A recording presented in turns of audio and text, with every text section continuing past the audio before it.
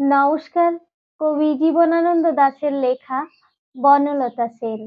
হাজার বছর ধরে আমি পথ হাঁটিতেছি পৃথিবীর পথে, সিংহল সমুদ্র থেকে নিশীথের অন্ধকারে মালয় সাগরে।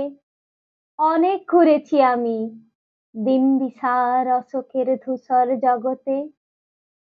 সেখানে ছিলাম আমি আরো দূর অন্ধকারে বিদর্ভ নগরে।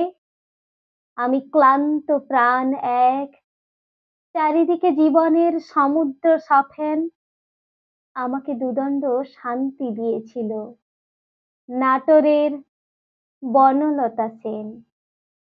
চুল তার কবেকার, অন্ধকার বিদিশার নিশা, মুখ তার সাবুস্ত্রীর কারুকার্য।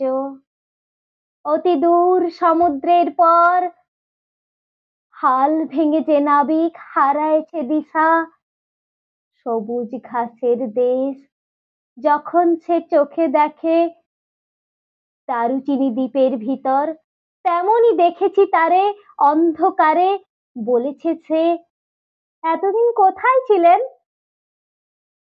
পাখির নীড়ের মতো চোখ তুলে নাটোরের বনলতা সেন সমস্ত দিনের শেষে শিশিরের শব্দের মতন সন্ধ্যা আসে, ডানায় রৌদ্রের গন্ধ মুছে ফেলে চিল, পৃথিবীর সব রং নিভে গেলে পাণ্ডুলিপি করে আয়োজন।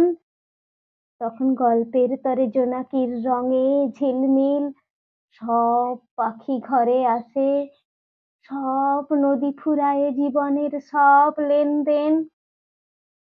থাকে শুধু অন্ধকার, মুখোমুখি বসিবার বনলতা সেন।